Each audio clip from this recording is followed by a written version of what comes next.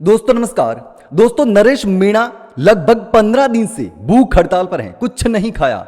झालावाड़ मामले में 7 मासूम बच्चों के लिए 50 लाख रुपए मुआवजे की मांग कर रहे हैं, लेकिन राजस्थान की भजनलाल सरकार इतनी असंवेदनशील हो गई है कि कोई भूख हड़ताल पर बैठा है, कोई धरना दे रहा है, कोई अनशन पर है, कोई मर जाएगा, कोई फर्क नहीं पड़ता। लेकिन दूसरी ओर कांग्रेस के तमाम नेता अब नरेश मीणा के पास पहुंचने लगे हैं। पहले कांग्रेस ने नरेश मीणा को भाव नहीं दिया और अब अशोक गहलोत तक नरेश मीणा के साथ खड़े हो रहे हैं। यह बहुत अच्छी बात है कि कांग्रेस को कम से कम रियलाइज हो रहा है कि नरेश मीणा की हमें जरूरत है। नरेश मीणा के बिना हम इस क्षेत्र में पूरी तरीके से बर्बाद हो जाएंगे और ऐसे में अब कांग्रेस के तमाम दिग्गज नेता नरेश मीणा के पास पहुंचने लगे हैं। खास करके अशोक गहलोत ने जो ट्वीट किया, नरेश मीणा का समर्थन किया, भजनलाल सरकार से सवाल किए। इसके साथ ही कांग्रेस के प्रताप सिंह खाचरियावास, जो पहले समरावता हिंसा मामले में नरेश मीणा जब जेल गए थे तब भी आंदोलन किया था, सभा में हिस्सा लिया था। प्रहलाद गुंजल ने नरेश मीणा के लिए बहुत अच्छा काम किया, नरेश मीणा के लिए खूब लड़ाई लड़ी, संघर्ष किया, महापंचायतें करी।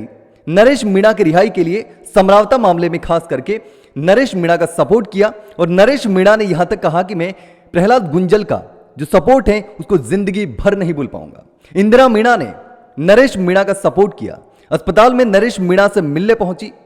इसके साथ ही संजना जाटव जो कांग्रेस से सांसद हैं, संजना जाटव भी नरेश मीणा के पास नरेश मीणा से मिलने पहुंची। हालांकि इसको लेकर कई सारे सवाल भी खड़े हो गए संजना जाटव को लेकर के, लेकिन प्रहलाद गुंजल जब झालावाड़ मामले में नरेश मीणा जेल गए थे उसके बाद से प्रहलाद गुंजल का कोई बयान सामने नहीं आया था। लेकिन अब नरेश मीणा से मिलने अस्पताल में पहुंच चुके हैं।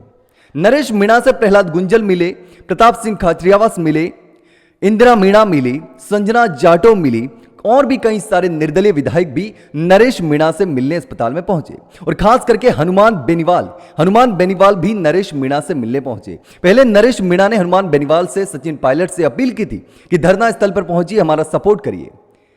शहीद स्मारक पर धरना चला, सीएम आवास घेराव का कार्यक्रम किया, बकरियां जो वहां पर बंधी हुई थी उसको सीएम आवास ले जाने के लिए नरेश मीणा के समर्थक वहां पर पहुंचे थे। बड़ी संख्या में शहीद स्मारक खचाखच भर गया था।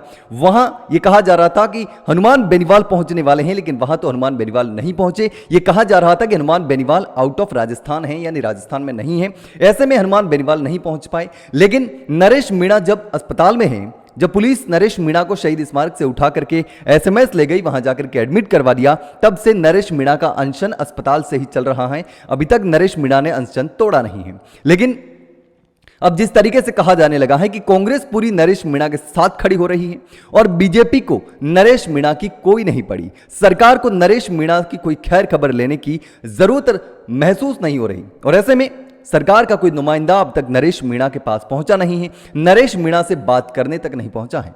जिस तरीके से झालावाड़ में 7 मासूम बच्चों की जान चली गई, उसके बाद नरेश मीणा को वहां पर प्रदर्शन करने के बाद जेल में डाल दिया गया था और 40 दिन जेल में रहने के बाद नरेश मीणा बाहर आए थे और उसके बाद नरेश मीणा शहीद स्मारक पर धरने पर आ गए थे उस पीड़ित परिवारों के साथ में और अब भी अनशन पर हैं। लेकिन दोस्तों इस पूरे मामले को लेकर आप क्या सोचते हैं? आखिर भजनलाल सरकार क्यों नरेश मीणा की सुध नहीं ले रही? क्यों आखिर 12-15 दिन तक अनशन पर रहने के बावजूद नरेश मीणा को मिलने भजनलाल सरकार का कोई नेता, कोई मंत्री, कोई नहीं पहुंचा? और इस पूरे मामले को लेकर आखिर ऐसा क्यों हो रहा है? आखिर कांग्रेस को अब नरेश मीणा की जरूरत महसूस होने लगी है? तो दोस्तों इस पूरे मामले को लेकर आप जो भी सोचते हो कमेंट सेक्शन में कमेंट करके जरूर बताना।